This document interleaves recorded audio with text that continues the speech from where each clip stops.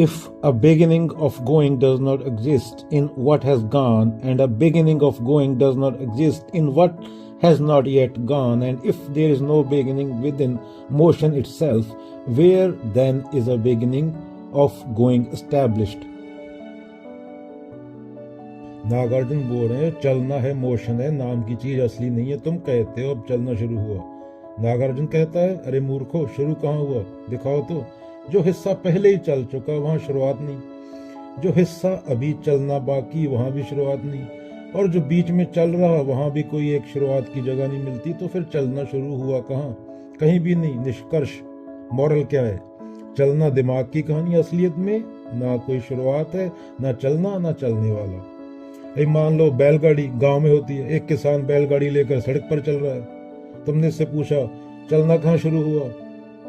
वह चाहे जितना बताए इधर से उधर से, इस पेड़ से, अगर तुम उस बिंदु को ज्यादा ध्यान से देखो तो मालूम पड़ेगा उस बिंदु से पहले भी पैर हिल रहे थे, उस बिंदु के बाद भी पैर हिलेंगे।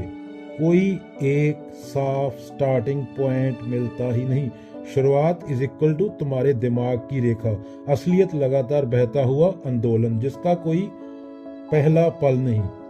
उदाहरण एक और ले लो, पंप से पानी निकालना। कुएं से पानी खींचते हो, कुएं से पानी खींचते हो, एक बार रस्सी चलती है, दूसरी बार रुकी सी लगती है। अब बताओ चलना कहाँ से शुरू हुआ?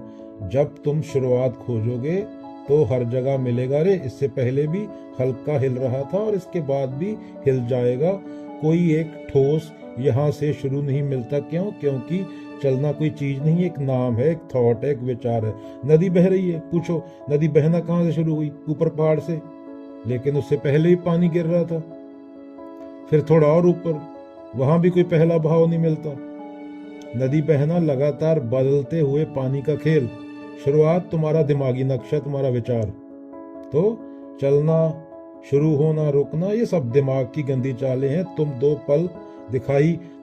पल दिखाई देते हैं, एक पहले एक बाद में। दिमाग दोनों को जोड़कर कहता है चल रहा है, दिमाग दोनों को जोड़कर कहता है चल रहा है। असल में कोई चलना नहीं, बस सेंसेशंस हैं। चलना दिमाग की गोद से चिपकाया हुआ भ्रम है।